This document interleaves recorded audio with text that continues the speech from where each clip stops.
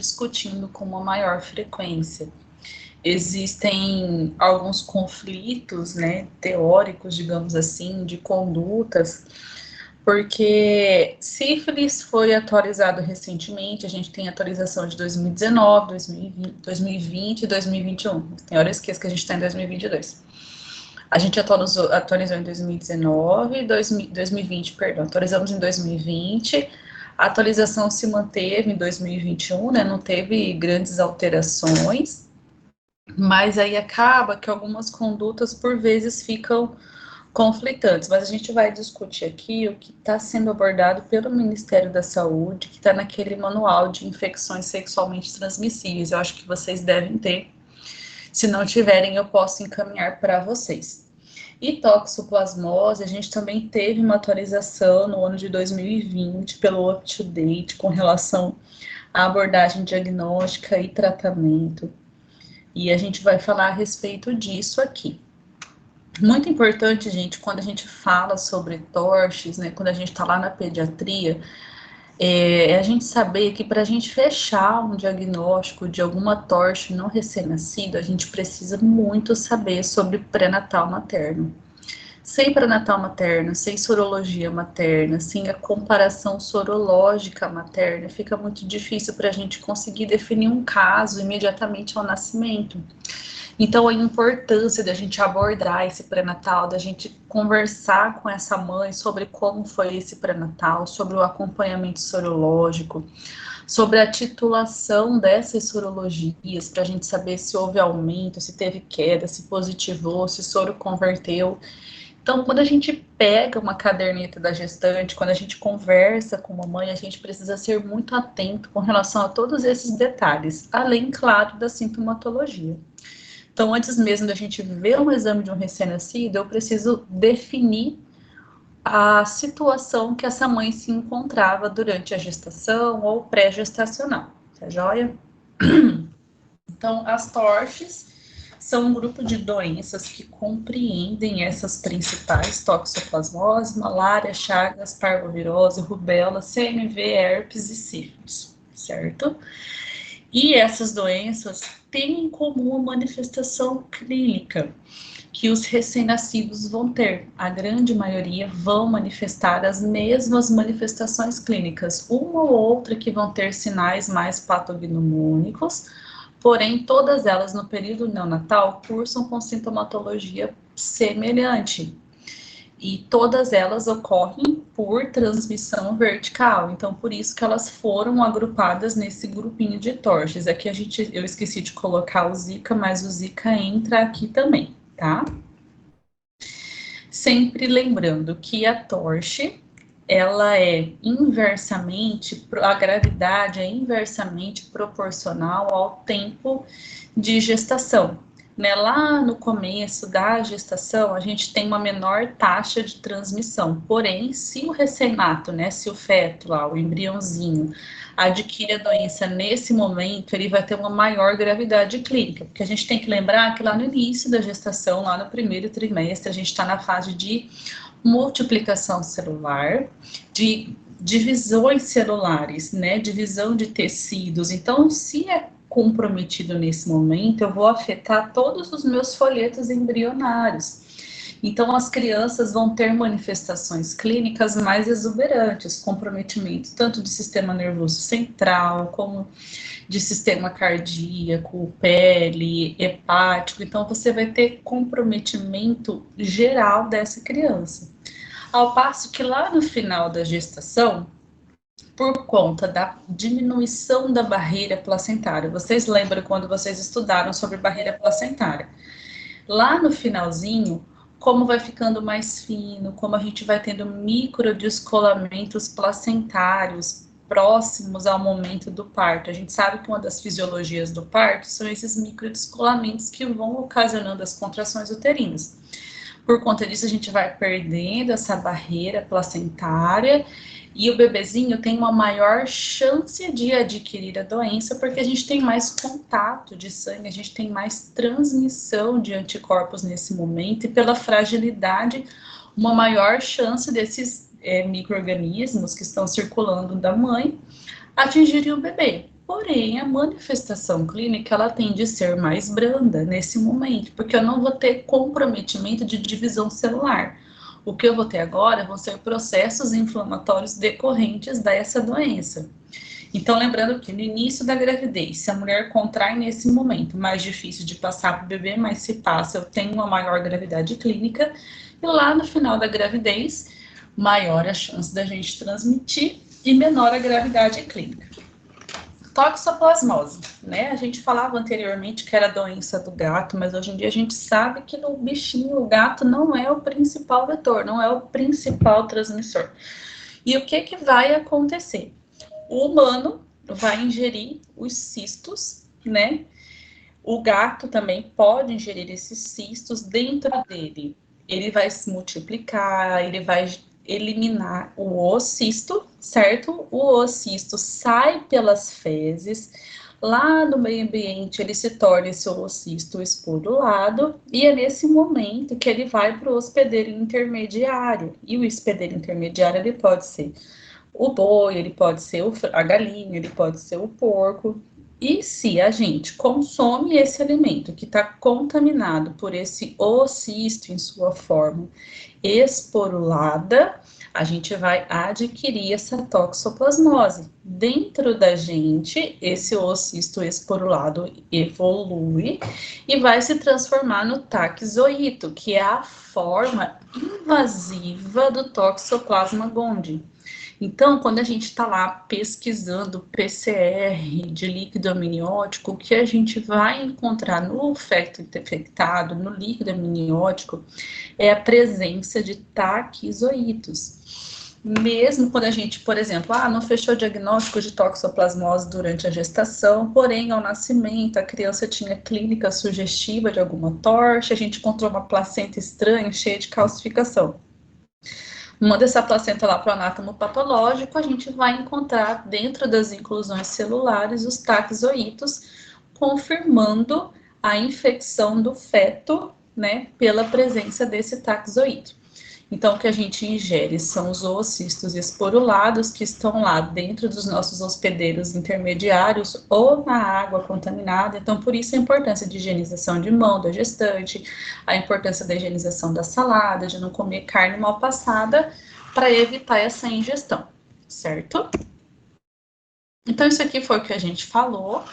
Vai ingerir, a gente vai ter multiplicação celular dentro dos nossos fagócitos, vai ter a disseminação hematogênica, e pela disseminação hematogênica eu vou infectar minha placenta, vai ocorrer a replicação dentro da placenta, e dependendo da viremia, gente, a gente depende muito da viremia para conseguir infectar esse feto.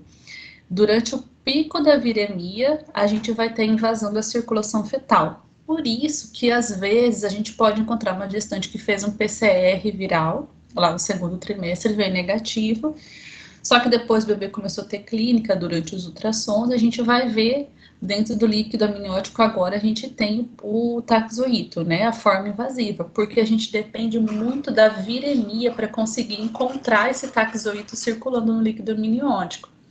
Então, preciso de todo esse processo até que haja a invasão da circulação fetal. Que quando o toxoplasma ele entra na circulação fetal, ele gera uma reação inflamatória nas células. Então, se a gente está lá no comecinho, na fase de multiplicação celular, e eu estou gerando um processo inflamatório, um estresse oxidativo, eu vou causar hipoperfusão dessas células, levando o quê? A uma necrose. E aonde necrosa no organismo de um recém-nascido, ou calcifica ou forma cisto. Então, se ele se infectou lá no segundo trimestre, terceiro trimestre, eu já tinha tudo formadinho. Eu já tinha parênquima cerebral, eu já tinha o feto, eu já estava na fase fetal, não estava na fase embrionária.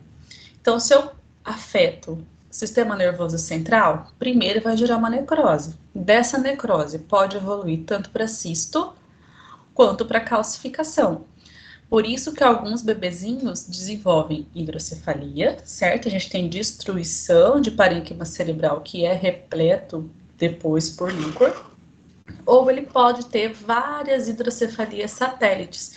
Você vai encontrar várias bolotinhas de cistos esparramadas pelo parênquima dessa criança. Ou você vai ter calcificação. Lembrando que a calcificação da toxoplasmose ela é uma calcificação difusa, você vai encontrar em todo o córtex da criança. Ela gosta de ficar bem na capinha do córtex, tá? E diferente de algumas outras torces que fica mais na região periventricular. Estão me ouvindo? Sim, Pronto. Beleza, então. Então tá, vamos lá. A transmissão vertical, ela pode ocorrer de várias maneiras, né? Levando em consideração a infecção materna. Então, antes de eu fechar o diagnóstico do neném, eu preciso saber o que essa mãe era, né? Essa mãe, ela soroconverteu durante a gestação, é uma infecção materna primária? Nesse momento, a gente pode ter, né, a infecção do recém-nascido, a infecção do bebezinho na barriga da mãe. É uma reativação de uma infecção latente, uma mãe que já teve toxoplasmose, ficou um toxoplasma encistado e por algum motivo, né, imunossupressão. Um HIV positivo, uma paciente que é oncológica, uma paciente que tem imunodeficiência primária, congênita, adquirida, que seja, a gente pode ter reativação de uma infecção latente. A gente pode ter reinfecção, mas, prof, sendo imune, eu posso pegar toxoplasma de novo? Pode sim, porque existem como se fossem subtipos diferentes de toxoplasma, que dependendo da viremia e do seu estado imunológico, principalmente durante a gestação, e se existe uma exposição frequente, pode haver reinfecção. Então, aquela gestante que está com o seu sistema imunológico comprometido, que a própria gestação já faz isso, que manipula o solo frequentemente sem uso de luvas, que faz consumo de carne crua de origem obscura, digamos assim, né, com frequência, que está sendo exposta frequentemente a vários cistos, tem uma queda do sistema imunológico, é um bicho com uma viremia diferente, ele pode contaminar ela sim, tá? Infecção pré-concepcional. Essa daqui, a pré-concepcional, a gente não vai ter a infecção no recém-nascido, mas dependendo do tempo, né, e da viremia que a mãe se encontrava no momento que ela engravidou, a gente pode sim ter uma transmissão vertical, certo? Então, ela pegou toxoplasma uma semana antes de engravidar. É pré-concepcional, só que ela estava numa fase de viremia elevada. Então, a gente tem risco de transmissão vertical nesse momento, tá joia? O que eu expliquei para vocês anteriormente, a gravidade vai ser inversamente proporcional à idade gestacional. No primeiro trimestre, a grande maioria das gravidez culminam com o aborto, né? Se não houver aborto, a gente vai ter lesão do sistema nervoso central e oftalmológica grave. Então, é criança que vai nascer com hidrocefalia, corioretinite, calcificação intracraniana e vai desenvolver atraso do desenvolvimento. E algumas crianças têm infecção de forma tão grave que desenvolvem miocardite pelo toxoplasma. É super raro de acontecer, mas a gente já teve um caso no Hospital Geral em 2020. A criança foi até a óbito. Eles podem desenvolver miocardite por conta da infecção pelo toxoplasma. No segundo trimestre, né? A maioria dessas gestações, né, vão ter lesões leves ou subclínicas, então o bebê que nasce é assintomático, mas de repente começa a ter uma hepatomegalia, uma icterícia com predomínio de bilirrubina direta. E a gente só vai saber desse bebezinho por conta do histórico gestacional, porque se eu não tenho bem estabelecido esse pré-natal, esse acompanhamento sorológico, pode até passar desapercebido, tá? No terceiro trimestre, todos os bebezinhos, né, lá no finalzinho, todos os bebezinhos vão nascer com lesões leves ou subclínicas também. E a chance de transmissão é muito maior nesse momento, tá joia? A gente tem as formas clínicas, doença neonatal sintomática generalizada, que é quando você tem comprometimento de todos os sistemas, então é criança que nasce mal, com hepatomegalia, alteração hematológica, icterícia, alteração neurológica, que apresenta cardite. Então, essa é a forma generalizada. A forma neurológica e oftalmológica é a criança que está bem, mas tem calcificação e corioretinite.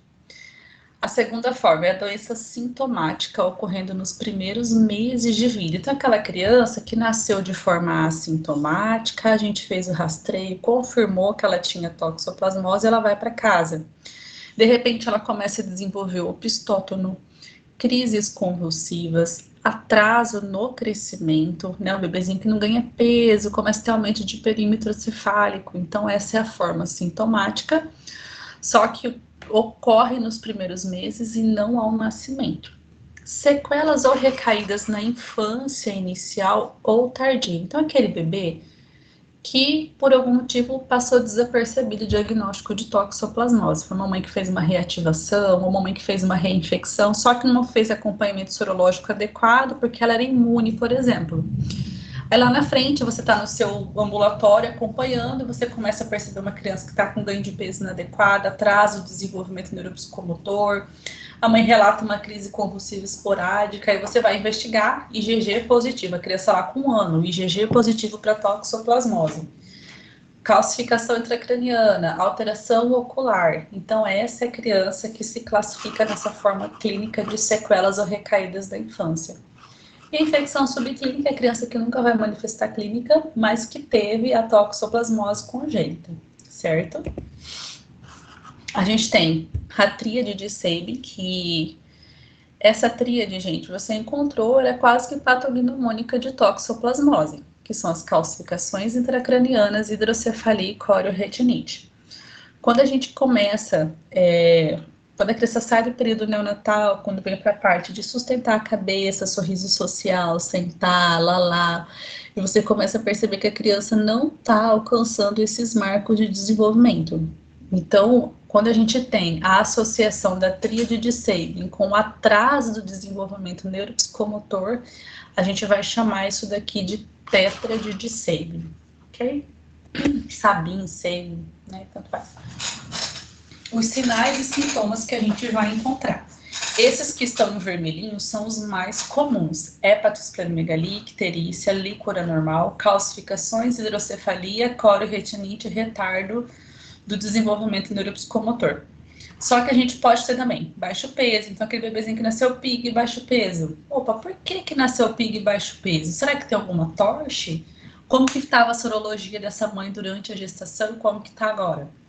Anemia, sangramento, petec. O bebê para ter trombocitopenia, ele está com uma forma bem grave, né? Ele está tendo manifestação hematológica, então, um bebezinho que pode evoluir com gravidade.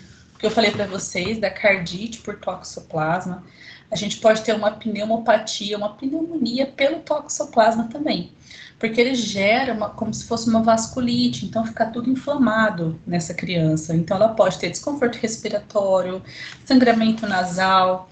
É uma criancinha que nasce, você vê aquela rinite no narizinho, aquele sanguinho saindo, né?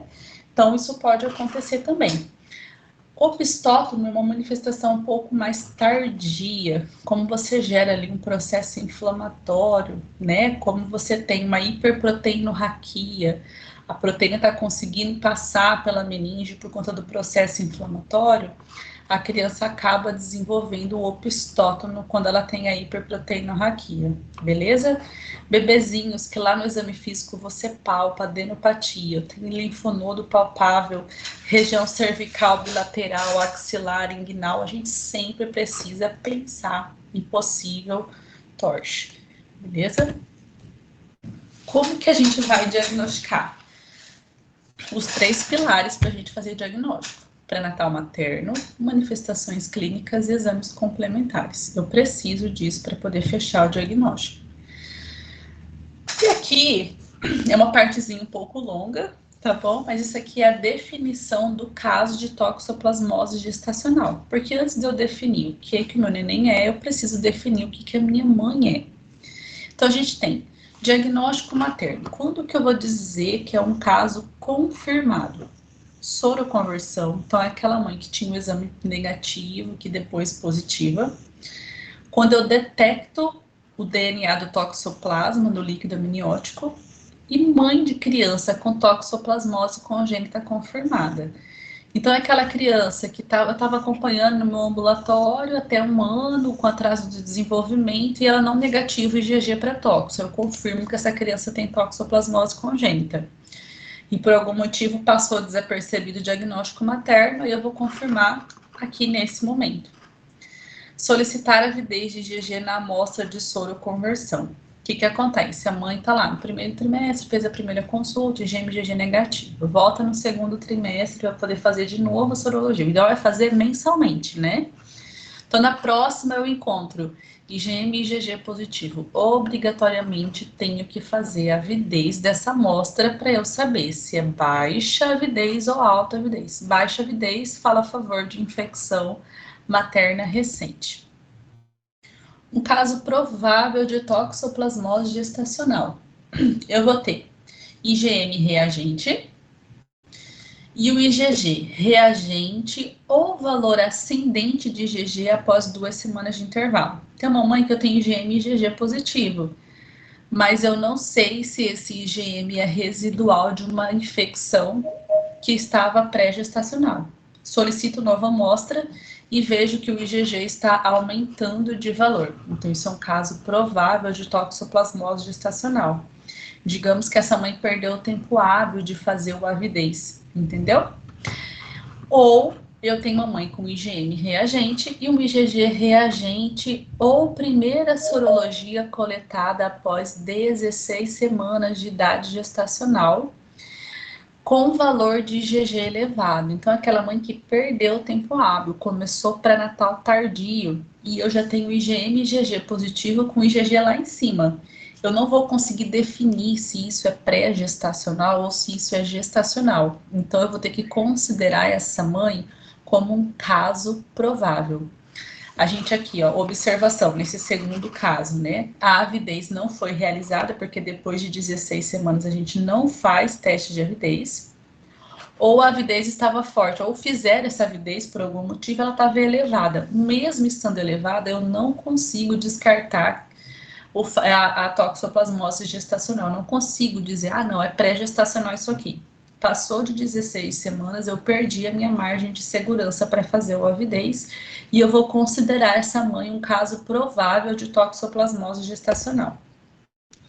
Um caso que eu considero suspeito, a mãe tem um IgM reagente ao indeterminado e um IgG reagente ou ainda não reagente. Então, como que eu vou saber, vou confirmar ou não vou confirmar? Eu vou ter que vir com uma história clínica, eu vou ver um ultrassom morfológico, um ultrassom dessa criança compatível com a doença. Então, é uma mãe que chega com essa sorologia e a criança tem uma calcificação ou uma hidrocefalia.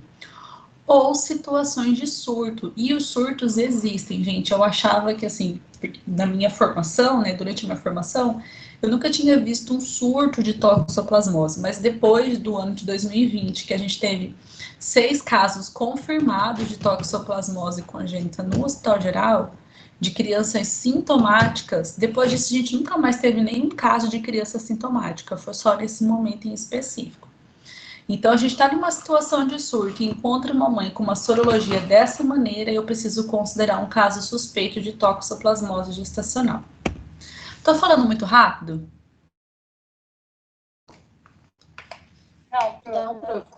Não, tá ótimo.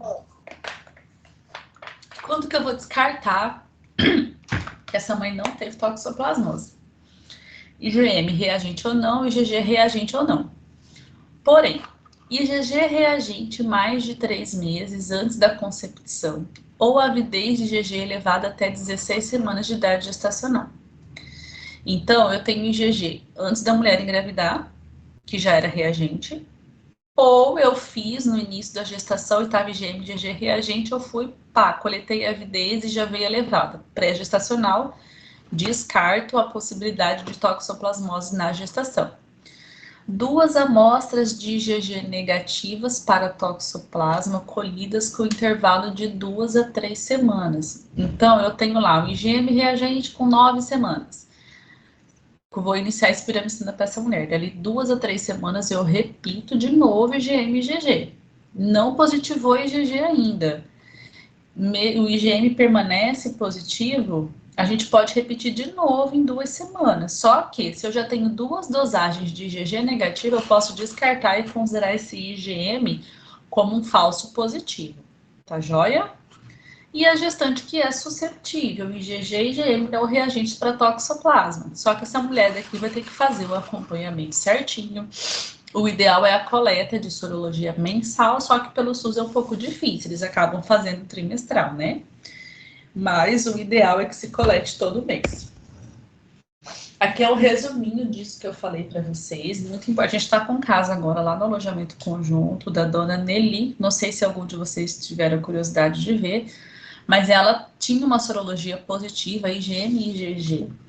Bem aqui, nesse caso 2, ó. IgM e IgG com 9 semanas. Aqui é para gestantes com até 16 semanas, tá? Esse aqui é o algoritmo 1. IgM e IgG reagente. O que obrigatoriamente eu tenho que fazer? Avidez de IgG. Avidez de IgG e iniciar espiramicina para essa mulher. Avidez forte, infecção há mais de 4 meses, gestante imune, suspende o tratamento. Baixa avidez ou intermediária, gestante com infecção aguda. Então, o que você vai fazer no postinho? Você vai notificar, vai continuar o tratamento com a espiramicina até 16 semanas e depois trocar para esquema tríplice. Vou mostrar isso lá na frente para vocês, tá?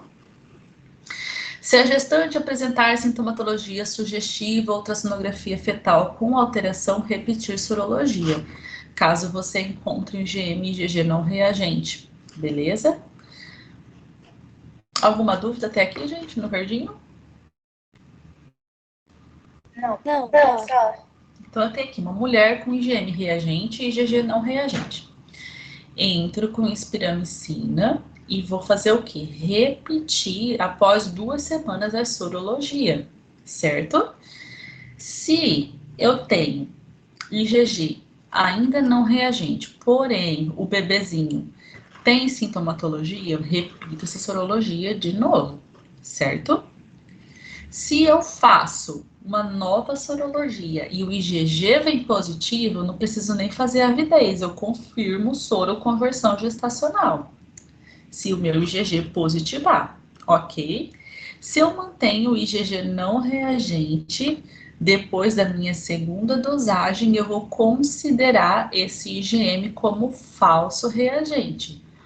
Porém, a gente vai manter as orientações preventivas para essa mulher, certo? Então, ela tem que continuar higienizando a mão adequadamente, não consumir alimentos crus e etc. Gestante com diagnóstico reagente entre 16 e 18 semanas tomam apenas espiramicina. Após 18 semanas, aí a gente vai para o esquema tríplice, certo? Então, aqui é o nosso segundo algoritmo para toxoplasmose durante a gestação. Só que para mulheres a partir de 16 semanas. Aqui, lembra que eu falei para vocês, não adianta pedir teste de avidez. Então, IgM e IgG reagente, gestante com suspeita, a gente vai iniciar o tratamento de acordo com a idade gestacional. Então, até lá, perto de 18 semanas, a gente vai fazer espiramicina. Depois de 18 semanas, a gente vai começar o esquema tríplice. Por que eu falo do tratamento materno, gente? Porque para eu definir o que o meu bebê é, eu preciso saber se essa mãe tratou adequadamente. A dona Nelly, que está lá no nosso ambulatório, nosso alojamento, com 9 semanas ela tinha IgM e IgG positivo, não fez avidez, encaminharam ela lá para o Júlio Miller, que ela não foi.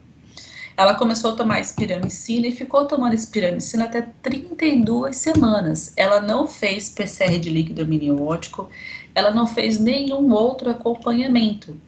E com 32 semanas que passaram para esquema tríplice, então ela tratou de maneira inadequada. A gente não sabe se o feto foi infectado ou não, porque ela não fez acompanhamento. Então é muito importante para eu poder definir o que eu vou fazer com o meu neném, eu saber o que foi que essa mãe fez durante a gestação. Beleza? Então, aqui, ó, em todos os casos, positivo, né? IgM positivo com IgG não reagente. A gente vai começar esquema tríplice e vai repetir sorologia após 2 semanas. Se tudo ficou positivo, mantém tratamento. Se IgG está não reagente, eu vou suspender tratamento dessa mãe. ok? E aqui é para gestante susceptível, a gente vai fazer as orientações de prevenção. E se em algum momento o soro converter, vai iniciar tratamento. Muito importante aqui, ó, tudo que eu falei para vocês. Não pede avidez após 16 semanas. Todas as gestantes susceptíveis, no mínimo 3 sorologias precisa ter. Gestantes que tenham imunodeficiência, com infecção de latente por toxoplasma, então é uma IgG reagente antes da gestação. Elas devem ser acompanhadas por infecto, pois é possível a reativação. Lembra do que eu falo para vocês? A importância de você ver a titulação do IgG, porque quando você tem uma reinfecção, nem sempre você é positivo IgM. O que você vai fazer é dobrar o seu valor de IgG, porque não faz sentido você mandar IgM se você já criou uma célula especializada para defender. Então, mas ela é imune, manteve-se imune, nunca positivou IgM. Beleza, mas no início da gravidez, o IgG dela para tóxico era 30. Na outra dosagem que você fez, estava 200. Então, por que aumentou em quase 7 vezes o valor inicial? Pode ter sido por conta de uma reinfecção, certo? A gente vai ter, então, ausência de IgM com surgimento de lesões inflamatórias agudas. O principal local onde eu tenho reinfecção, né, a sintomatologia no olho. Então, retinocoroidite, aquela gestante que começa a perder a acuidade visual. Por isso que quando a gente vai fazer aquela pergunta neonatal, a gente fala, e aí, a senhora notou se estava enxergando pior nos últimos dias, se teve alguma coceira no corpo, se ficou com o pescoço cheio de carocínio? Então, a gente precisa perguntar. É muito incomum o bebezinho se infectar, porque é muito pouca viremia, só que a gente vai ter que rastrear do mesmo jeito, ok? Isso aqui que a gente já discutiu, vocês podem dar uma olhadinha depois, mas é só falando sobre a espiramicina e como que é feito o esquema tríplice, beleza? Agora falando do recém-nascido, do mesmo jeito que a mãe, a gente também tem as definições para o bebê, em caso suspeito, provável, confirmado e descartado, ok? Então, qual é o bebê que é considerado um caso suspeito de toxoplasmose congênita? É o bebê que tem IgM ou IgA não reagente, porém IgG reagente, ou seja, a grande maioria dos nenéns que a gente pega lá no nosso alojamento conjunto. Todos não têm IgM reagente, porém, a mãe era suspeita, provável ou confirmada. Então, toda mulher que a gente classificou como suspeita, provável ou confirmada, o bebezinho dela vai ser um caso suspeito, certo? Ou uma criança que tem uma clínica compatível com toxoplasmose, então é aquela criança que nasceu, a mãe era imune, suponhamos, né? Mas a criança nasce e faz. Icterícia, hepatomegalia, aí a gente vai rastrear essa criança, ver uma trombocitopenia, aí a gente suspeita que possa ser uma torce, porque ela faz uma icterícia com predomínio de bilirrubina direta, aí a gente vai ver uma ultrassom transfontanela, tem hidrocefalia, a gente tem que começar a suspeitar de torces e pedir a sorologia para esse neném.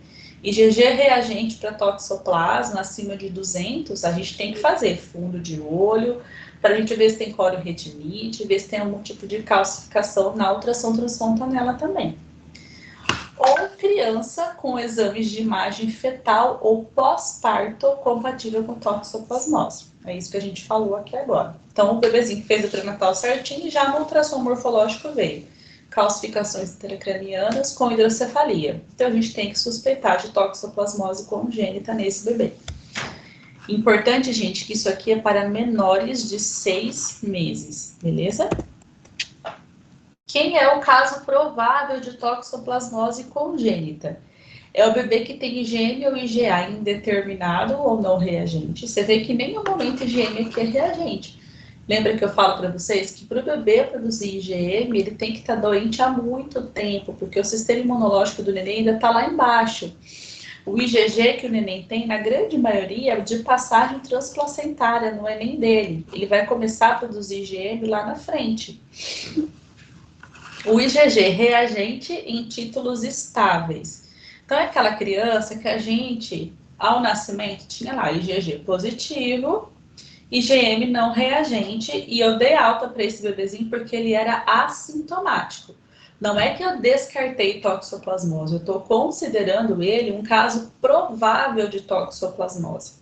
Só que daí, no meu segmento sorológico, aquele segmento que a gente sempre pede, 4 semanas após o nascimento, o IgG da criança não caiu 50% como esperado. Então, essa criança continua como um caso provável de toxoplasmose, porque embora não tenha positivado o seu IgM, o seu IgG se mantém em títulos estáveis. E algumas observações, né, que eu vou considerar caso provável. Uma criança que nasceu com sintoma e foi a óbito antes de eu fazer exame confirmatório.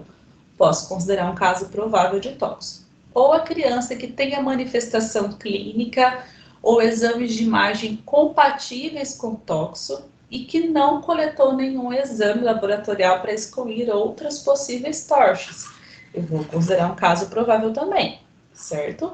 Ou crianças que estejam assintomáticas em investigação até 12 meses de vida.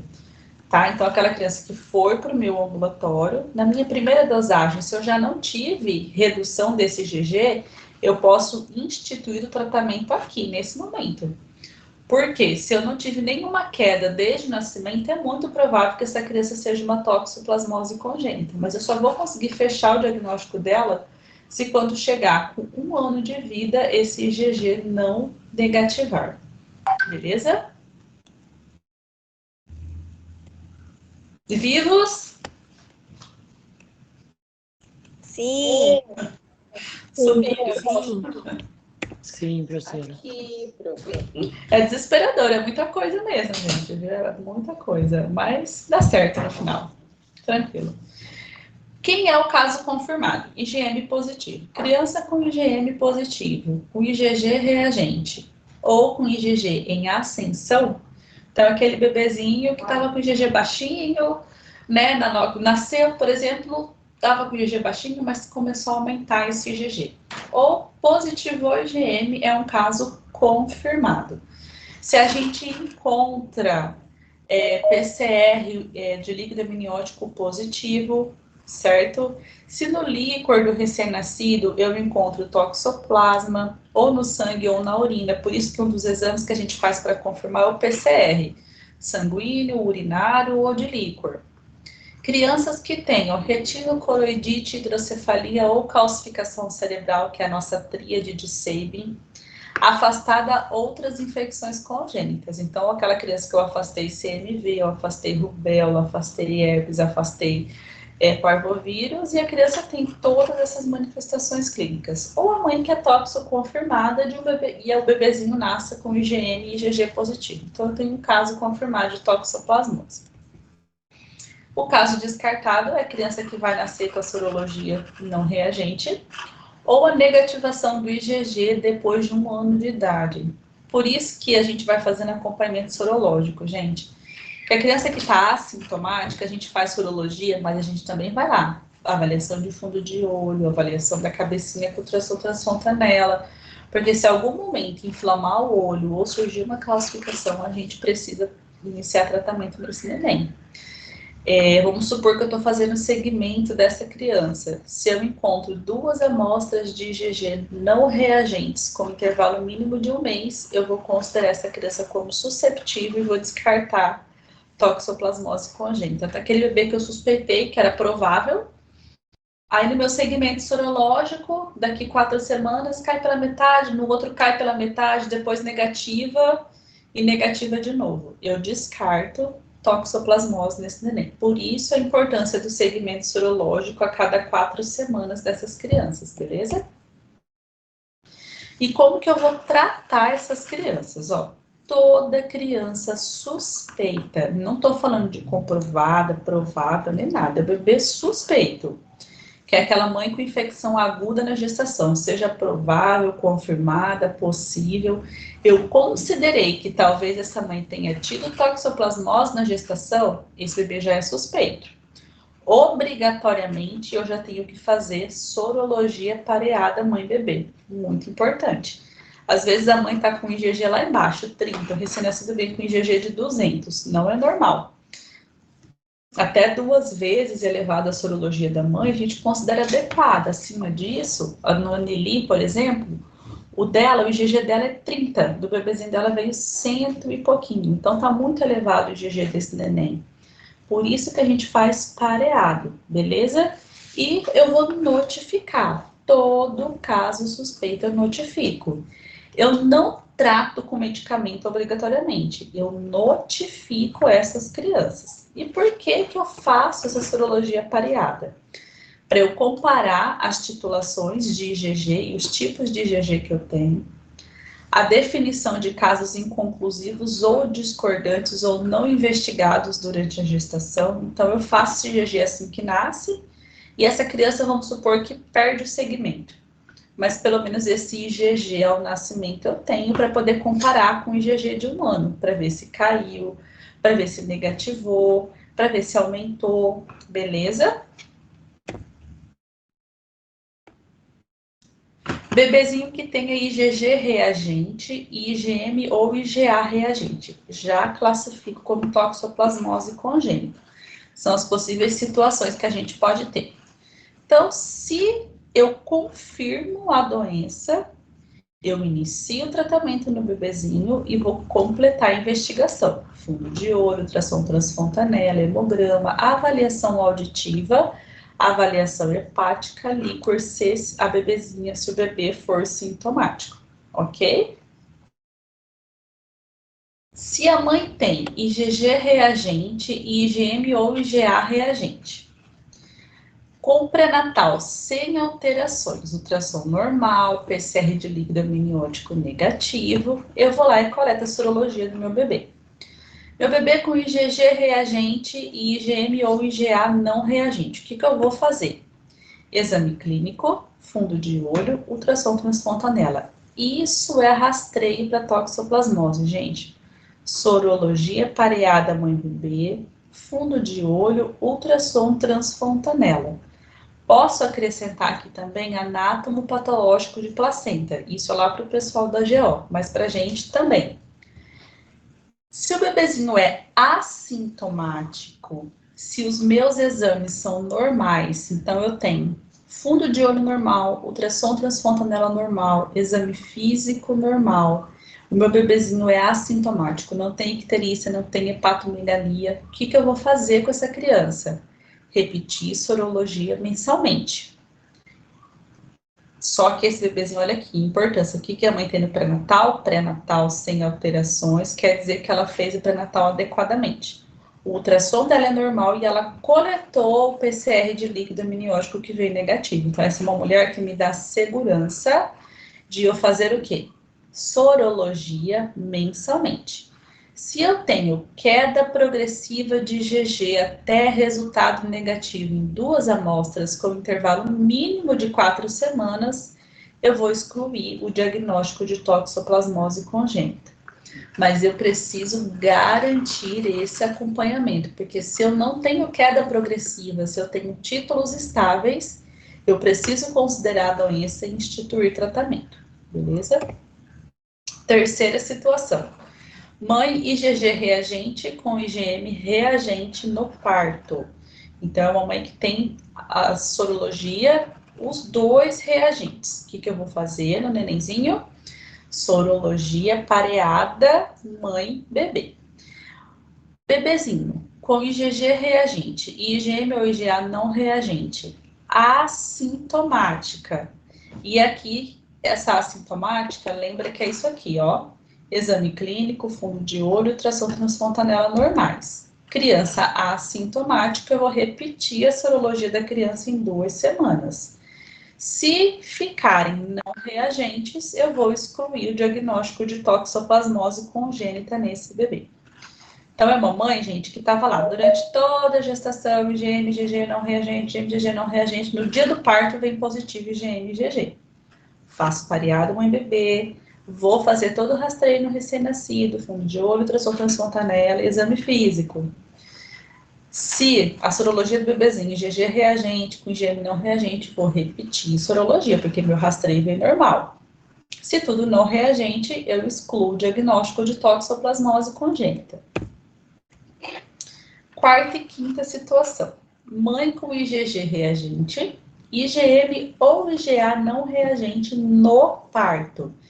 Então, ela tem um pré-natal sem alterações, com ultrassom normal e PCR com líquido amniótico negativo, certo?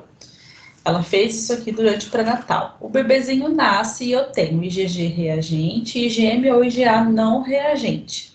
Vou fazer exame clínico, fundo de olho, ultrassom transfontanela. Criança assintomática, repito sorologia mensalmente, certo? Se eu encontro alteração em fundo de olho ou ultrassom transfontanela, eu vou fazer o quê? Considerar toxoplasmose congênita.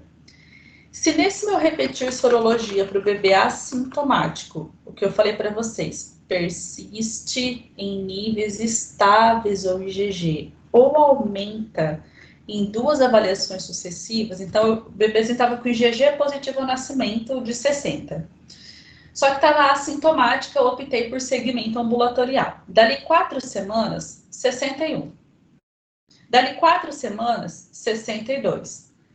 Não está normal, já era para ter caído pelo menos 50%. Então, o que eu vou considerar? Toxoplasmose congênita. Aí, nesse momento, eu inicio o tratamento do recém-nascido e repito, fundo de olho, ultrassom transfontanela, vou fazer avaliação auditiva, porque como a gente tem tropismo por células nervosas, pode ter surdez também na toxoplasmose. Aí que eu vou fazer perfil hepático e vou coletar líquor se esse bebê for sintomático.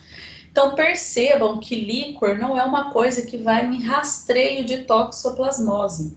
Líquor é uma coisa, você tem que pensar que é uma coisa real, né? É uma coisa, assim, extrema. A gente só vai fazer coleta de líquor, eu só vou enfiar um corpo estranho na medula de uma criança, né? No sistema nervoso central de uma criança com 1 milhão de risco de fazer infecção, contaminação, meningite. Então, líquor não é uma coisa assim, vamos colher líquor porque tem que colher. Não. Eu só vou colher líquor na criança que tem alteração de exame de imagem e fundo de olho, ou uma criança que eu tenho forte suspeita de toxoplasmose, uma criança que tem o IgG muito elevado, de um momento que eu não consegui confirmar, aí eu vou lá e vou coletar líquor desse neném.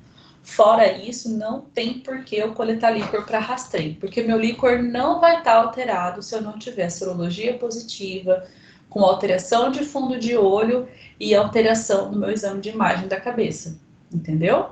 Porque qual que é a minha intenção de coletar líquor na toxoplasmose? É saber se eu tenho hiperproteinorraquia, acima de 1 grama, porque daí eu vou ter que alterar o meu tratamento. Mas não é que o líquor vai determinar meu tratamento, entendeu? O que determina o tratamento da toxoplasmose é a sorologia positiva com alteração em fundo de olho e exame de imagem da cabeça. Não é o líquor, certo? Deu para entender?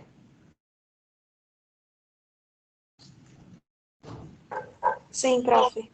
Então, eu falo muito, né? Mas vamos lá. Qualquer dúvida, vocês podem me falando, tá? A Carol tá falando que queria falar para ela entrar na aula ainda. Então, vamos lá. São milhares de situações, gente, mas vai dar certo. Para vocês entenderem bem, para se sedimentar bem, tá?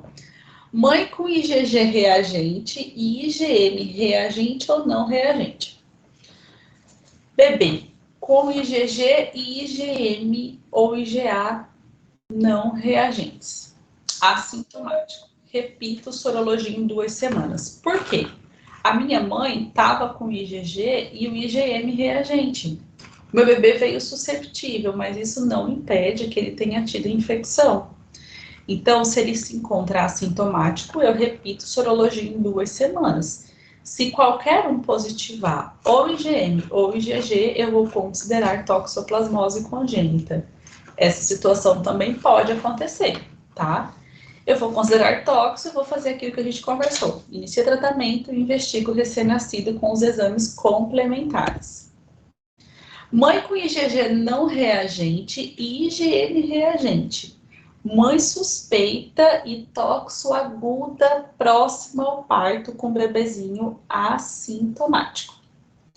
O bebezinho nasce com IgG, IgM ou IgA reagentes. Eu já vou iniciar de cara o tratamento, porque é uma mãe confirmada, toxoplasmose aguda próxima ao parto, que tem IgM reagente, e meu neném nasceu com anticorpo reagente. Então, eu vou iniciar o tratamento do bebê, o esquema tríplice, e vou investigar essa criança. E vou ir repetindo essa sorologia ambulatorialmente. Vai travou aqui. Ambulatorialmente. Ok? Mãe IgG não reagente e IgM reagente. A mesma coisinha que a gente falou ali. Bebezinho assintomático.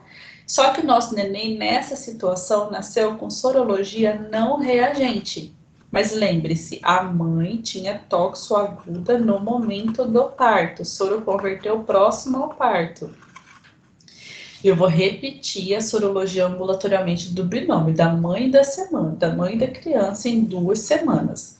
Se o meu bebezinho soroconverter, eu vou considerar toxocongênita e aí eu vou iniciar o tratamento dessa criança. Isso aqui é muito específico, né? Mas só que vocês precisam entender que a gente tem todas essas situações para toxoplasmose. Então, o nosso diagnóstico, a nossa interpretação depende muito do momento em que a sorologia foi feita, se a mãe fez esse segmento pré-natal, se fez avaliação de líquido amniótico e se a criança se manifesta sintomática ou assintomática. Mãe que tenha IgG não reagente e IgM reagente é uma mãe suspeita ou toxo próximo ao momento do parto.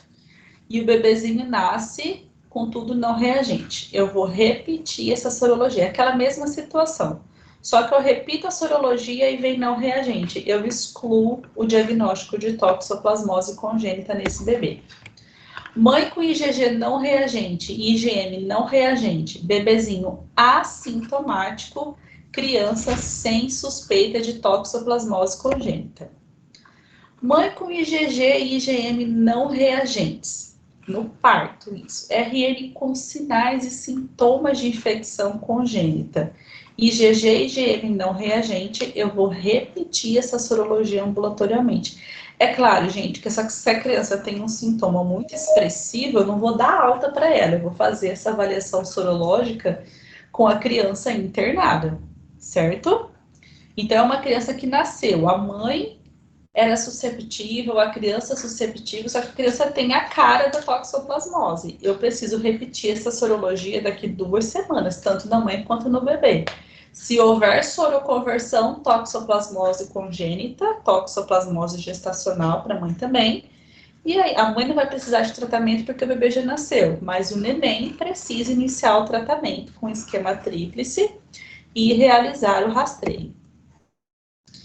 Se esse mesmo fato acontecer e a gente repete a sorologia e permanece susceptível, eu excluo toxoplasmose congênita, mas eu preciso rastrear outras possíveis torches, beleza?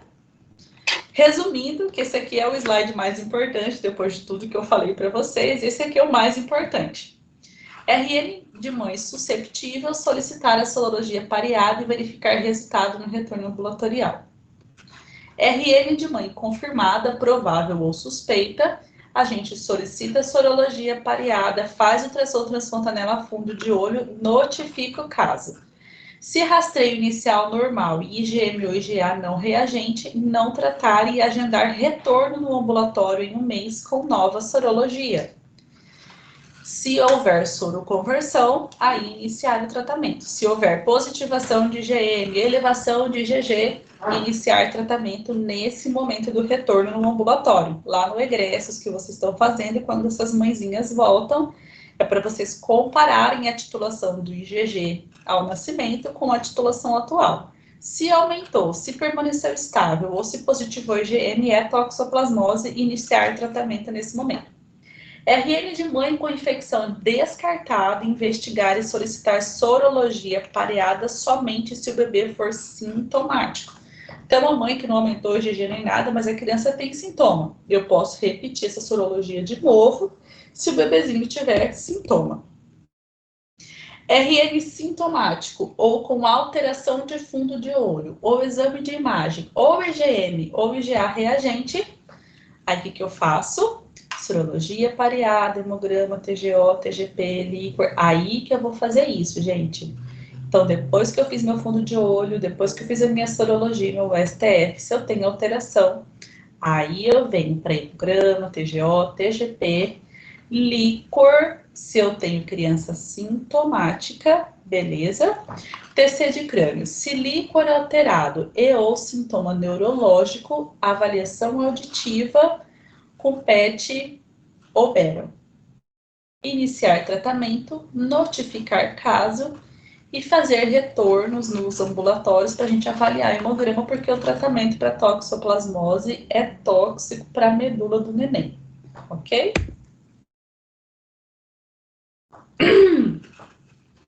O que é sugestivo de toxoplasmose? A gente está falando, é criança que nasce com sintomas.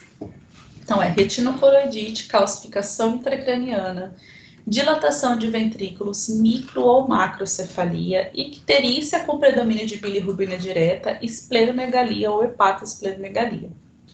Casos suspeitos de toxoplasmose que apresentam IgG positiva, IgM e IgA negativos no primeiro semestre de vida, devem repetir mensalmente ou a cada 2 meses a sorologia para acompanhamento de IgG até confirmação ou exclusão de infecção no primeiro ano de vida. Então, essas crianças não é acompanhamento sorológico por um mês, é durante um ano, durante toda a vida, para a gente conseguir confirmar o diagnóstico de tóxico naquelas que nascem assintomáticas, somente com IgG positivo e IgM negativo.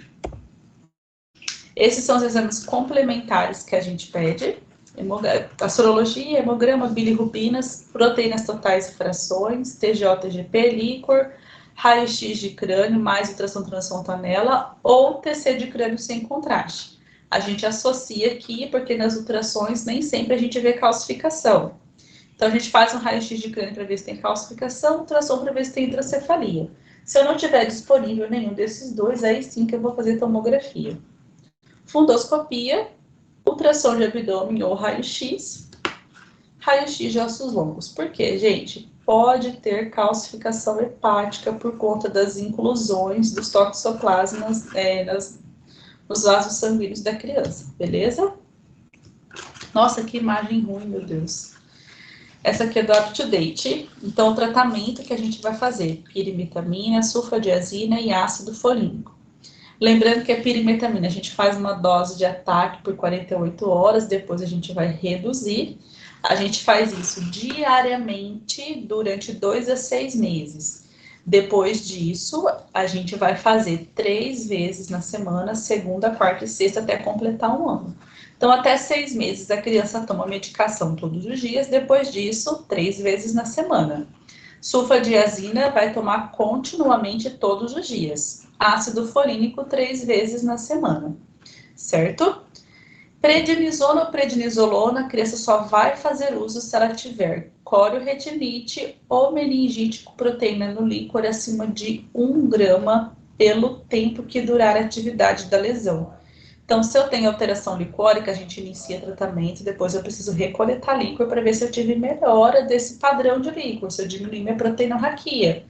Se tem corioretinite, precisa acompanhar semanalmente para a gente ver se está tendo resolução do quadro. Então, esse corticóide ele fica até a resolução dessa inflamação.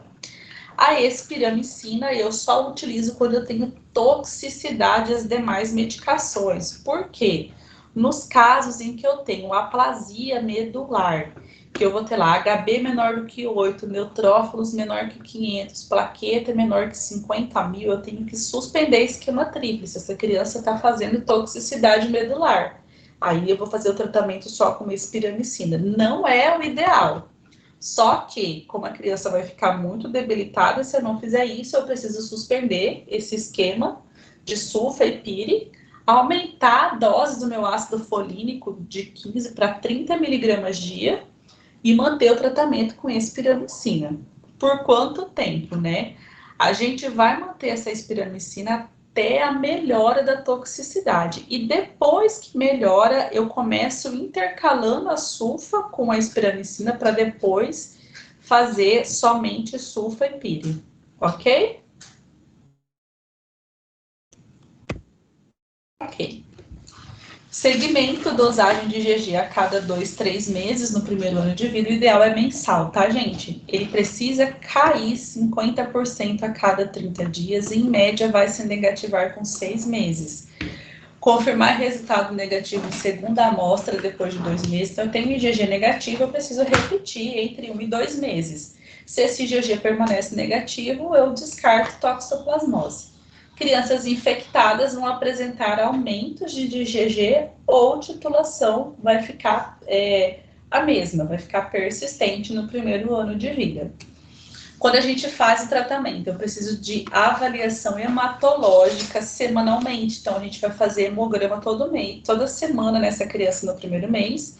E depois a gente vai fazendo mensal ou bimensal para acompanhamento da quantidade de neutrófilos. O oftalmo precisa fazer avaliação semestral até a idade escolar e anual até então. E depois que a gente suspende todo o tratamento dessa criança, ela precisa fazer reavaliação em 3 meses. Avaliação comportamental, porque a gente pode ter atraso do desenvolvimento neuropsicomotor, e auditiva por conta da surdez. Ok?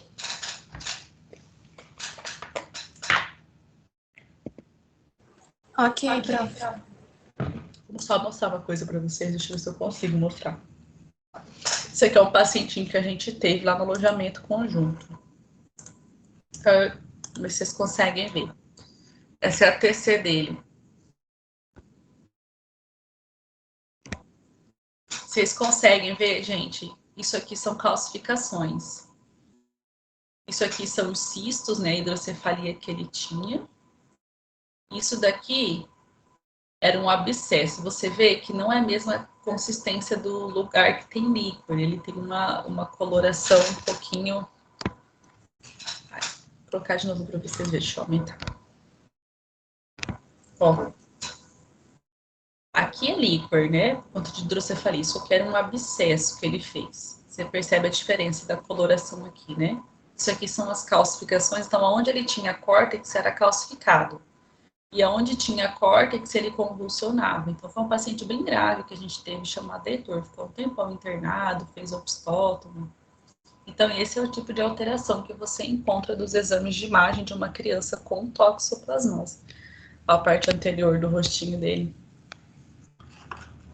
Ó, calcificação, onde tinha córtex era calcificado, ó, calcificação, isso daqui era um abscesso que ele fez, porque ele tinha derivação ventrículo peritoneal, e ele fez uma cirurgia de correção de hérnia, e nessa cirurgia de correção de hérnia ele contaminou, literalmente foi cocô lá para a cabeça dele, ele fez um abscesso, então a criança que ficou bastante comprometida. Alguma dúvida de toxo, gente? 1 hora de aula só para tóxico. Vamos para sífilis agora. Vamos lá. Sífilis, por último, mas não menos importante, porque é o que a gente mais tem lá no nosso alojamento, né? Deixa eu só encostar a porta aqui rapidinho, gente.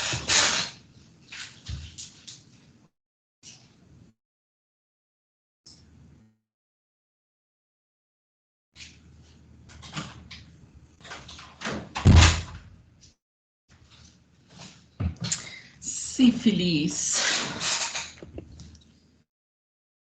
Novamente, a primeira coisa que a gente precisa fazer é diagnóstico materno.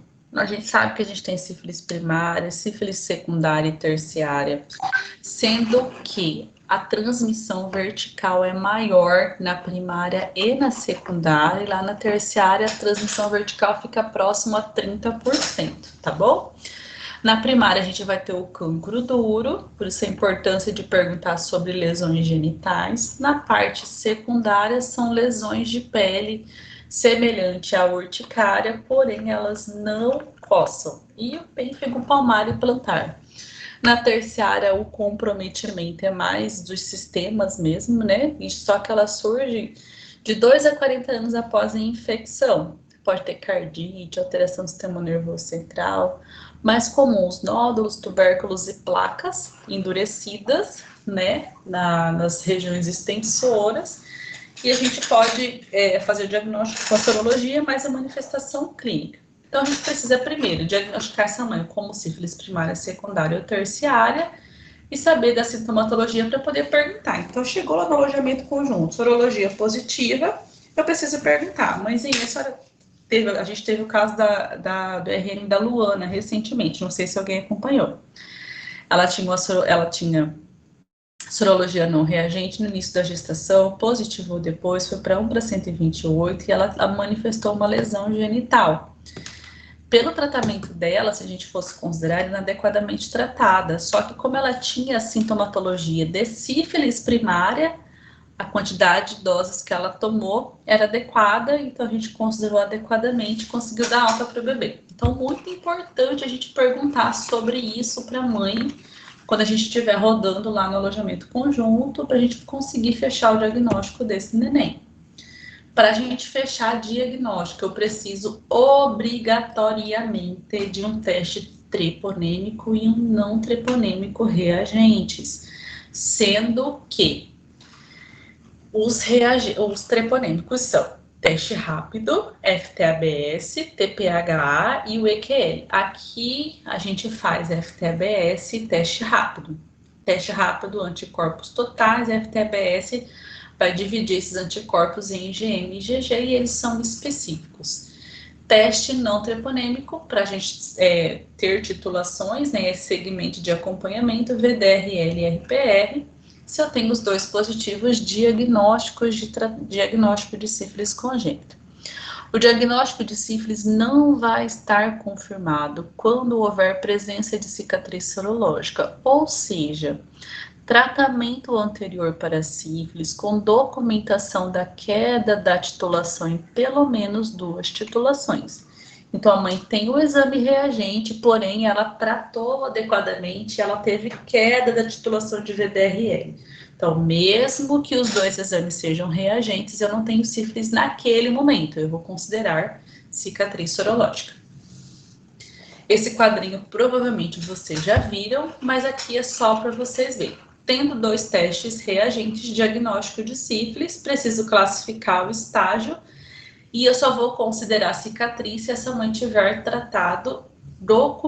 tratamento documentado com queda de titulação. É só nesse momento que eu considero cicatriz, gente. Ah, mas é 1 para 2, é muito baixinha a titulação, é só cicatriz. Não tem como. Eu só posso considerar cicatriz sorológica se eu tiver comprovação de tratamento. Se em algum momento da vida essa mulher tratou, esse homem tratou, entendeu? Porque sífilis terciária, latente terciária, titulação de VDRL é muito baixa. Você vai ter lá um teste rápido reagente com VD de 1 para 2, só que essa mulher nunca tratou na vida. Eu não posso considerar isso cicatriz sorológica. Eu tenho que considerar isso sífilis tardia. Eu tenho que realizar o tratamento nessa mãe e obrigatoriamente rastrear esse bebê, tá? Teste treponêmico reagente. Com teste não treponêmico não reagente, eu preciso fazer um terceiro teste. Então, sempre que eu tenho um único teste positivo, eu obrigatoriamente preciso fazer um terceiro teste. Suponhamos que eu tenho teste rápido reagente com VDRL não reagente. Ah, tem sífilis? Não sei. Tenho que fazer FTABS. FTABS veio reagente, então eu preciso considerar que essa mulher teve sífilis em algum momento da vida. Senhora, a senhora já tratou alguma vez? Não, nunca tratei. Então ela tem sífilis latente terciária. Não, eu já tratei. Aí eu posso considerar uma cicatriz sorológica, entendeu? Só essa partezinha que eu acho que a gente já discutiu bastante. Importante, eu preciso de 2 testes reagentes, certo? Eu preciso de comprovação de tratamento. Se algum desses testes for não reagente, obrigatoriamente realizar um terceiro teste antes de determinar a conduta. E perguntar sobre o histórico anterior de tratamento, ok? A sífilis congênita ela é dividida em 2 estágios. A gente tem a sífilis congênita precoce e a sífilis congênita tardia. As manifestações clínicas das sífilis congênitas precoce, a gente vai ter hepatomegalia, rinite serossanguinolenta, metafisite, pênfego, palmar e plantar. Essa é a manifestação clínica, né? A grande maioria das crianças vão ter manifestações inespecíficas, uma icterícia só, por exemplo. ou vão ser assintomáticas, que é o caso que a gente tem numa loja. É muito raro a gente pegar uma criança com toda a clínica de sífilis congênita. A grande maioria é assintomática, mas quando são sintomáticas, o que elas vão manifestar é isso aqui: hepatomegalia, rinite serossanguinolenta, metafisite, pênfego palmário plantar.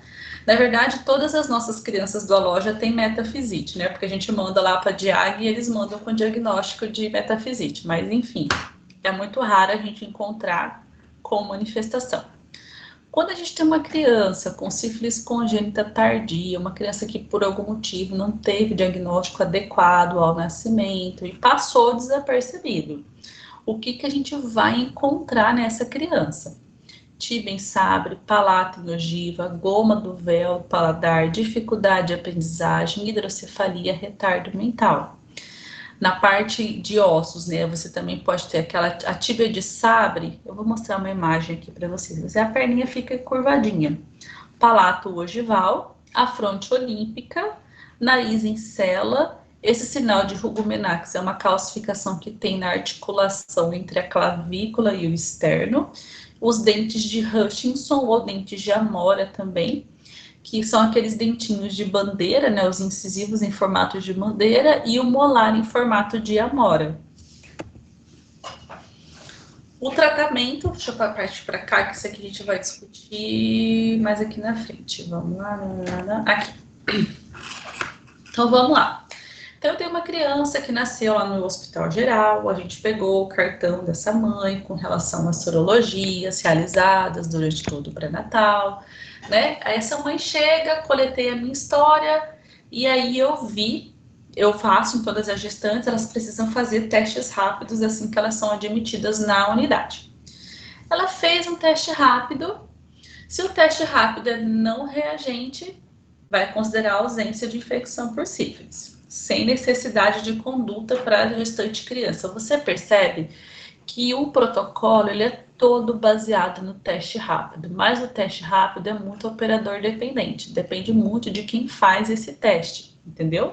Por isso que a gente acaba checando o VDRL materno, tanto do pré-natal quanto da admissão, ok? Se o teste rápido dessa mãe é reagente, o que eu tenho que fazer? Avaliar o histórico de tratamento dessa gestante durante a gravidez. A mãe foi tratada de forma adequada durante a gestação? Sim, ela tratou de forma adequada. O que é ser tratado de forma adequada? Receber a quantidade de doses com intervalo regular para o estágio em que essa mãe se encontrava. Sendo que para sífilis primária eu considero 2.400.000, né, 1.200.000 em cada nádega, dose única, e sífilis secundária terciária latente, ela precisa fazer o esquema de 3 doses, beleza? Hoje em dia não tem mais aquela diferença de secundária e terciária durante a gestação. Então, ou eu trato como sífilis primária com uma única dose, ou eu vou tratar com as 3 doses para aquela sífilis que é secundária, latente ou tardia, beleza? A mãe fez tratamento? Fez. Então, o que eu tenho que fazer? Teste não treponêmico, VDRL, mãe e bebê ao mesmo tempo. O teste não treponêmico, ou seja, o VDRL da criança, é pelo menos 2 titulações maiores que o materno? Sim. Então, vamos supor que essa mãe era 1:2, esse bebê veio 1:8, 2 titulações. Então, de 1:4 veio para 1:8, ele tem 2 titulações maiores que a da mãe. Se ele tem essa sorologia maior que o materno, mesmo a mãe tendo sido tratada adequadamente, eu vou considerar sífilis congênita. Eu notifico e inicio o tratamento desse bebê e termino o rastreio. Aí que vai entrar hemograma, líquor, raio-x de ossos longos, ultrassom transfontanela, avaliação hepática dessa criança e raio-x de ossos longos, e não antes disso. Então, o que vai determinar o meu tratamento é o VDRL desse bebezinho, ok?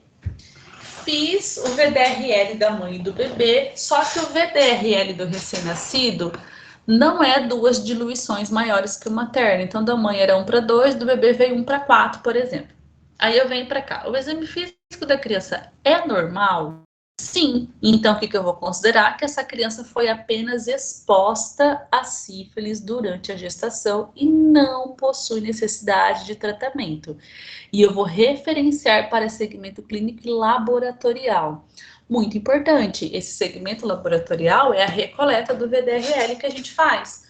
Porque se essa criança ao nascimento era 1:4 e ela chega lá no meu ambulatório 1:8, eu preciso considerar, então, que essa criança tinha sífilis congênita e instituir tratamento. Pode ser que lá no momento do nascimento ela não tinha quantidade de anticorpos adequados para poder aumentar o VDRL dela. Pode ser que a infecção foi lá na última semana da gestação e não deu tempo dela positivar esse VDRL dela, mas daí no meu retorno positivou. Então, eu reinterno essa criança e vou tratar. Por isso, a importância do meu segmento laboratorial na puericultura. Voltando aqui. Fiz o VDRL, minha mãe é adequadamente tratada, coletei VDRL mãe e bebê, da criança não é 2 vezes maior que o da mãe, porém o exame físico da criança está inadequado, ou seja, tem lá uma icterícia, tem uma hepatosplenomegalia, aí eu preciso me perguntar, o teste dela, VDRL, é reagente ou é não reagente? Se for não reagente, eu vou ter que procurar outra torche nessa criança. Porém, se for reagente, eu notifico para a sífilis e instituo o tratamento, mesmo não sendo 2 diluições maiores que o da mãe. Entendido? Então, mãe adequadamente tratada, fiz VDRL pareado mãe e bebê. O VDRL do recém-nascido veio igual ao da mãe. Só que o meu recém-nascido tem exame físico alterado. Hepatosplenomegalia, icterícia, rinite serossanguinolenta ou pênfigo palmar e plantar que seja. E o VDRL dela, se é reagente, eu vou considerar sífilis congênita e vou fazer tratamento. Beleza? Essas são as 3 opções que a gente tem para a mãe que é considerada adequadamente tratada durante a gestação. Agora, perguntei para essa mãe sobre o tratamento e eu vi que ela não foi tratada de forma adequada. Eu já notifico para sífilis congênita, porque essa criança ela é sífilis congênita. Eu vou notificar para sífilis congênita, vou fazer o teste treponêmico pareado mãe-bebê e vou fazer no bebê também hemograma, glicemia e coleta de líquor. Isso que é rastreio de toxoplasmose, gente. São só esses exames, VDRL pareado mãe-bebê ou RPR pareado mãe-bebê, hemograma, glicemia e coleta de líquor. Nesse líquor eu quero ver celularidade, glicorraquia, proteinorraquia e VDRL, ok? O exame físico do recém-nascido. Eu fiz tudo isso e tô lá examinando meu neném. Esse exame físico é normal? O hemograma e o líquor são normais? O VDRL do bebê veio não reagente? Então, meu bebezinho, que a mãe não tratou, mas meu bebê tá redondinho. Todos os exames que eu fiz estão normais e ele é assintomático. O que eu vou fazer? Benzetacil, benzilpenicilina, 50.000 unidades por quilo em dose única. E vou encaminhar esse bebê para o meu ambulatório para segmento sorológico. Se eu tenho aumento de titulação, meu bebê sai, por exemplo, meu bebê era não reagente, de repente ele chega lá no ambulatório, VDRL 1:2, 1:4, opa, não tratou. Eu vou ter que internar essa criança, reinternar essa criança lá no segmento e instituir tratamento por 10 dias, ok? Minha mãe é inadequadamente tratada, fiz o rastreio do meu bebê e pelo menos um desses daqui veio alterado. Ou o exame físico, ou o hemograma, ou o líquor, ou o VDRL. Se qualquer um vier alterado, eu vou lá. O líquor é normal ou é alterado? Líquor normal. O que eu vou fazer? Criança com sífilis, vou tratar com penicilina, procaína ou penicilina cristalina, se o líquor for normal. Então, líquor não reagente, proteína menor do que 150, não tem diminuição da glicose, não tem alteração de citologia. Então, eu vou considerar essa criança sem neurosífilis, apenas com sífilis congênita, e vou fazer penicilina cristalina ou procaína. Qual a diferença entre as duas? Procaína uma vez ao dia intramuscular, cristalina endovenosa de horário, de 2 a 3 vezes ao dia. Fiz a minha avaliação licórica da criança que tem VDRL reagente de uma mãe inadequadamente tratada. E o líquor veio alterado, ele não é normal, eu vou considerar essa criança como neurosífilis. Vou tratar com penicilina cristalina por 10 dias e obrigatoriamente refaço a avaliação licórica com 6 meses, com 1 ano, com 1 ano e meio. Preciso de 3 líquores normais durante esse período para parar de fazer segmento de líquor dessa criança. Ok? Vamos lá. Crianças nascidas de mulheres diagnosticadas com sífilis antes da gestação atual, com histórico documentado de tratamento adequado dessa sífilis anterior à gestação, com documentação da queda da titulação em pelo menos 2 diluições, e que durante a gestação atual mantiveram com títulos de VDRL baixos e estáveis, não são consideradas crianças expostas a sífilis e não precisam coletar VDRL no momento do parto. Então, mesmo mãe com VDRL reagente, com teste rápido reagente, se ela falar que ela tratou na gestação anterior, se ela comprovar o tratamento na gestação anterior, se o VDRL dela estiver estável durante toda a gestação e no momento do parto, eu não vou considerar exposição para sífilis. E eu não vou coletar nada dessa criança. Entendido? Ok?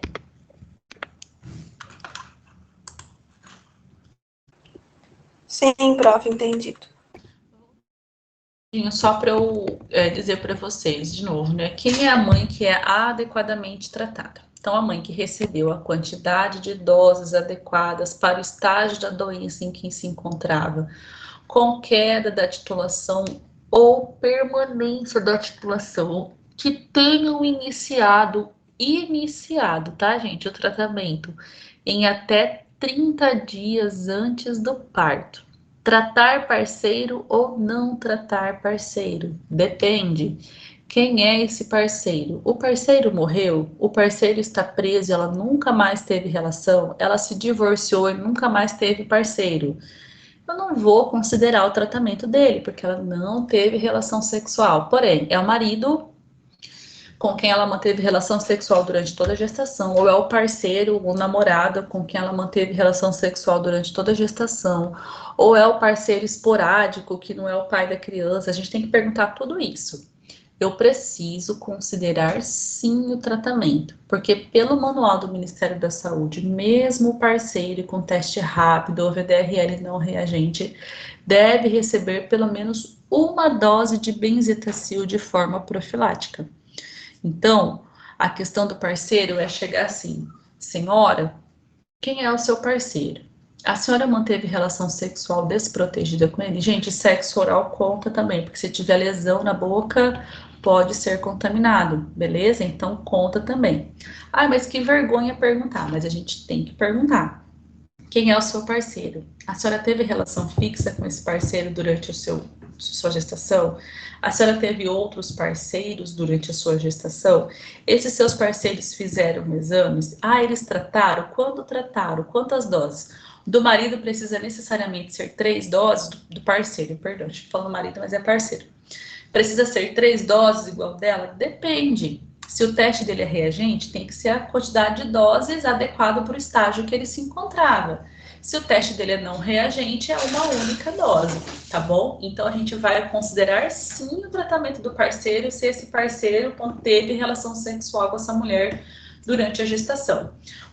Mulheres que iniciaram o tratamento em até 30 dias antes do parto, pode ser que não caia a titulação, gente.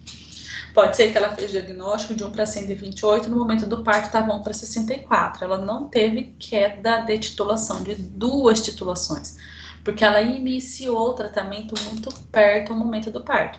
Eu vou ter que rastrear esse bebê, que a gente vai considerá-la adequadamente tratada.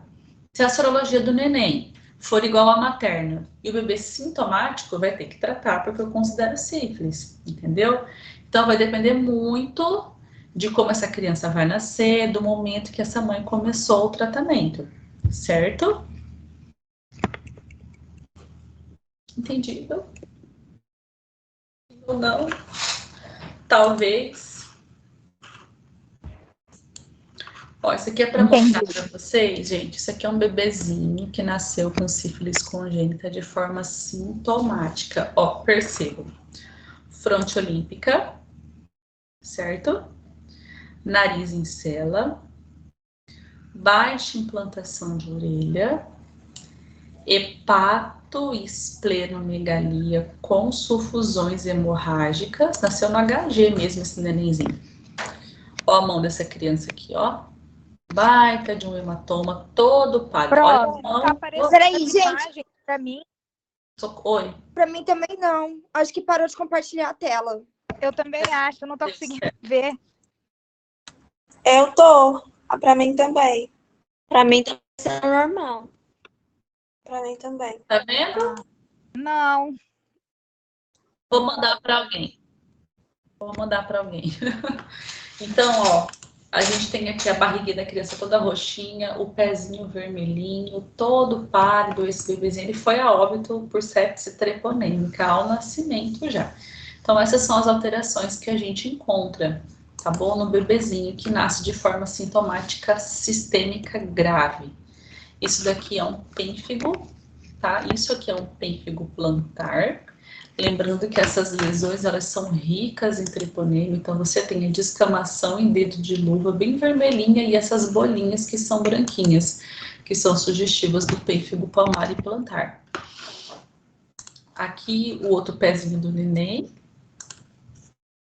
A barriga do neném, não sei se vocês vão... Ó, ele tinha, assim que nasceu, não sei se vocês vão conseguir enxergar, gente, mas ele tava ictérico, o rostinho dele tá amarelinho, né? A barriguinha dele distendida, porque o fígado dele tava bem aqui, na altura da cicatriz umbilical, e ele tinha esplenomegalia também. Olha aqui, a lesãozinha que é rica em treponema é essa aqui, ó. Tá bem na perninha. Esse aqui é o P. Ele é palmar e plantar, mas ele pode ficar esparramadinho pelo corpo também. Tá? Olha só a situação da mão desse neném. Toda vermelhinha pela descamação, pelo pênfigo, palmar e plantar. Aqui a mãozinha dele. Tá bom? E amanhã na loja... Eu não acho que eu não tenho foto aqui para eu mandar para vocês da tabelinha de líquor para a gente pensar em toxoplasmose. O que a gente... Deixa eu parar de compartilhar aqui a tela. Para a gente pensar em sífilis, a gente precisa ter proteína haki acima de 150 no bebezinho que é termo, 120 no bebezinho que é prematuro, diminuição da glicose. O normal da glicose licórica é 2/3 da glicemia sérica, por isso que a gente faz a dosagem da glicemia no rastreio da criança que a gente está suspeitando de sífilis congênita, tá bom? Tem alguma dúvida, gente? Quer me perguntar algo?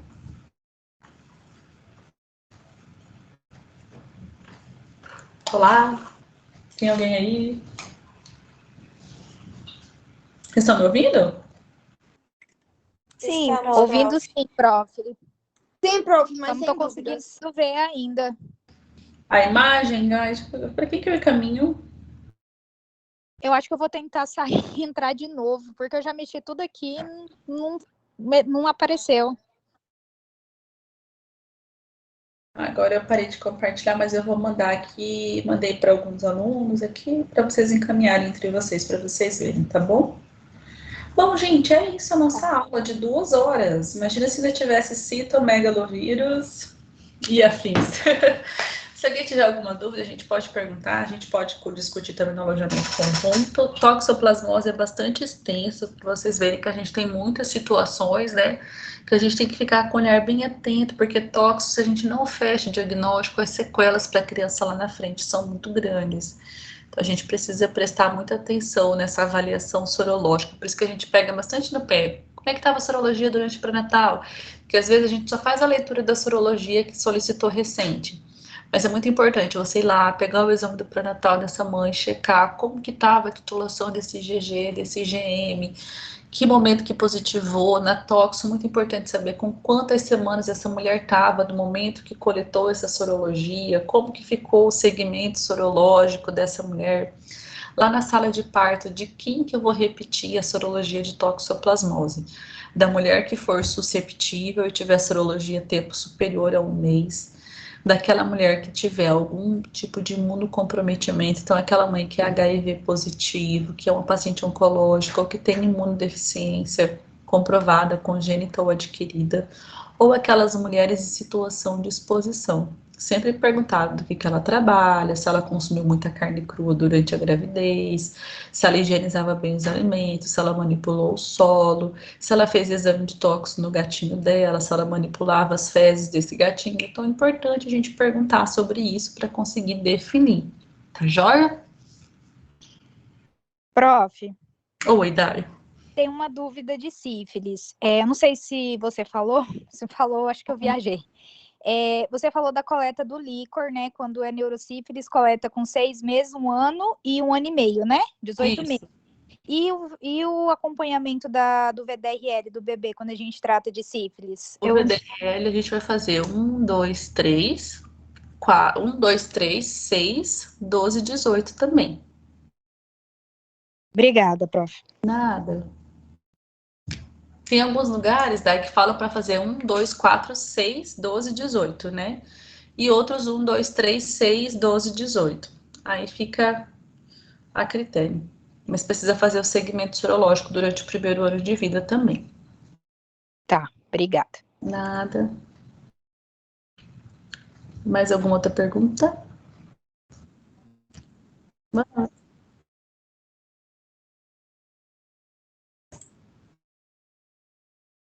Eu enviei essa aula, deixa eu enviar aqui já. Eu tô mandando. Vou mandar para você. Vou mandar essa aula e vou mandar o material que eu tenho aqui também, de apoio. Eu vou mandar também uma aula do UpToDate para vocês. Tá? Nada. Acho que eu já encaminhei para um de vocês e você compartilha para os coleguinhas, tá bom? É isso.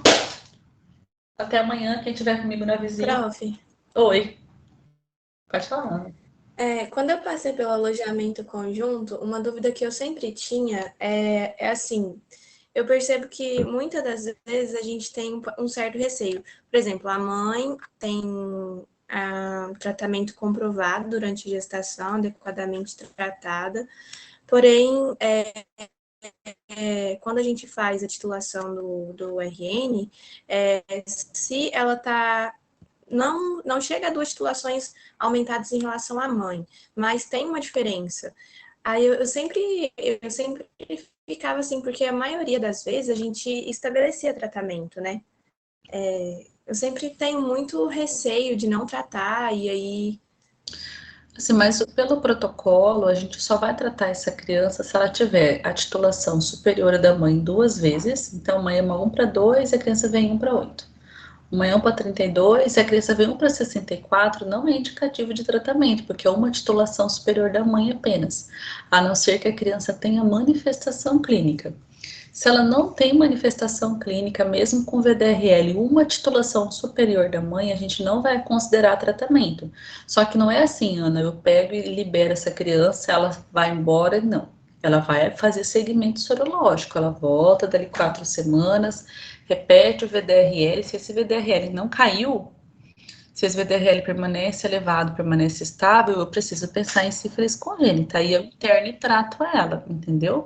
É para a gente evitar o hipertratamento, porque com o protocolo anterior a gente tratava muitas crianças, porque antes era assim, o parceiro tratou, não tratou, independente de quem fosse esse parceiro, essa mulher já era considerada inadequadamente tratada e tratava todo mundo, por conta dessas situações de VDRL. É uma titulação maior que a mãe já tratava, só que hoje em dia eles sabem que existe muita reação imunológica. Então, não é que eu vou dar alta com essa criança e descanso que ela não tem sífilis, não. Ela vai fazer segmento sorológico, por isso que a gente tem nosso ambulatório de egressos. Ela vai lá, leva o exame. Aumentou a reinternação, coleta de líquor e tratamento, entendeu? Mas a gente tem esses protocolos e fluxogramas justamente para guiar a gente e para uniformizar as nossas condutas, porque senão fica eu vou tratar por via das dúvidas. Outra coisa que eu percebo que acontece com frequência, mãe vem 1:1 durante a gestação ou vem não reagente, chega no momento do parto, vem lá 1:2. Ou de 1:1 veio 1:2. Aumentou. Mas o próprio parto, ele pode gerar reação imunológica. Então, vamos supor, chegou a gestante lá, teste rápido não reagente. Tinha VDRL não reagente durante toda a gravidez. Chegou no dia do parto, VDRL 1:2. Aí essa mulher tá com sífilis. Não. O que eu tenho que fazer para essa mulher?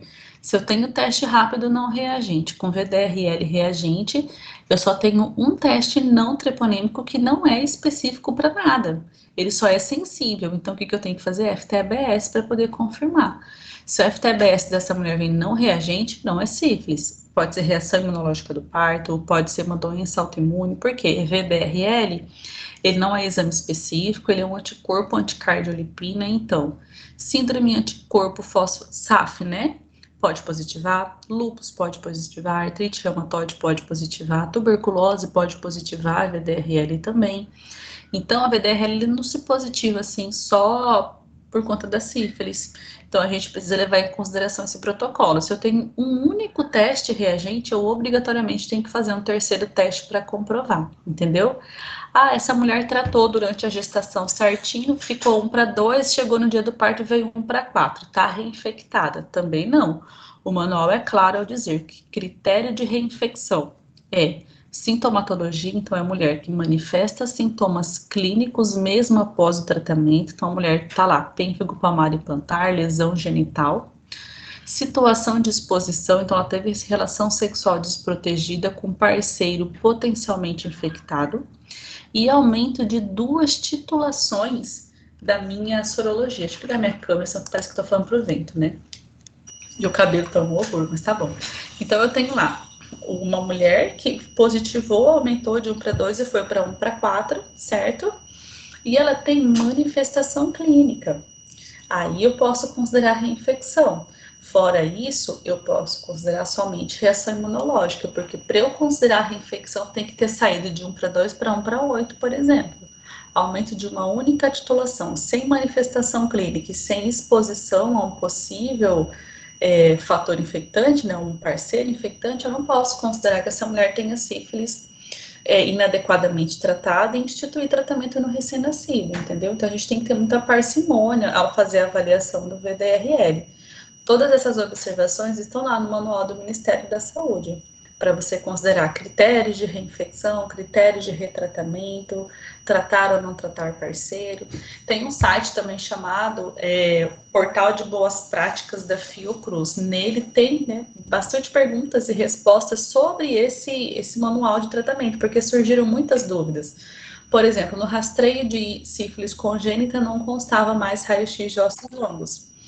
Eles determinaram que não é necessário, que a gente só vai fazer raio-x de ossos longos para aquelas crianças que tiveram os exames positivos para sífilis.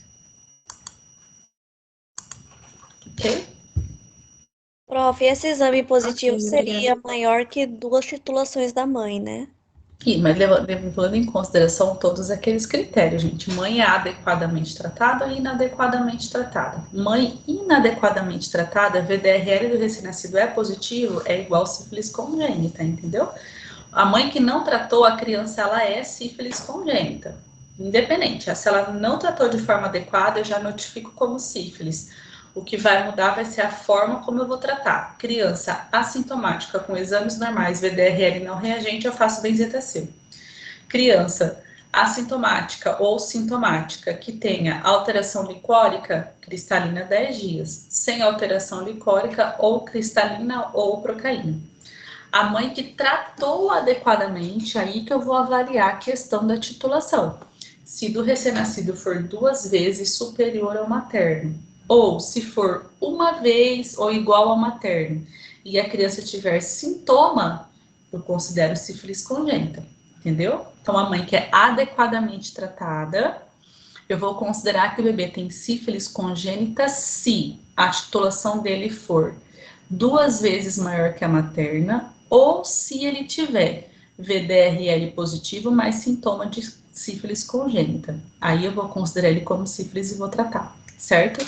Se meu bebê é assintomático, com VDRL igual ao materno ou uma titulação maior que o materno, eu vou considerar somente exposição, ok?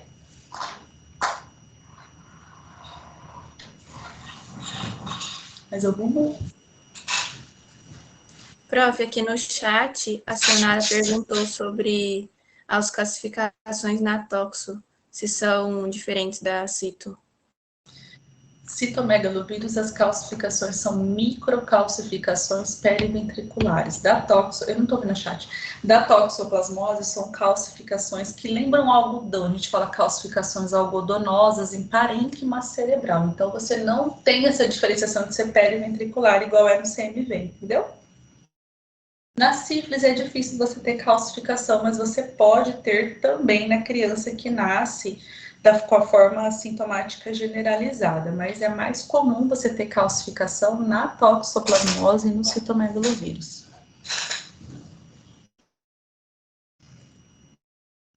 Ó, se vocês fizerem meme com a minha cara, eu vou ficar sabendo, viu? Porque eu já vi altos memes por aí.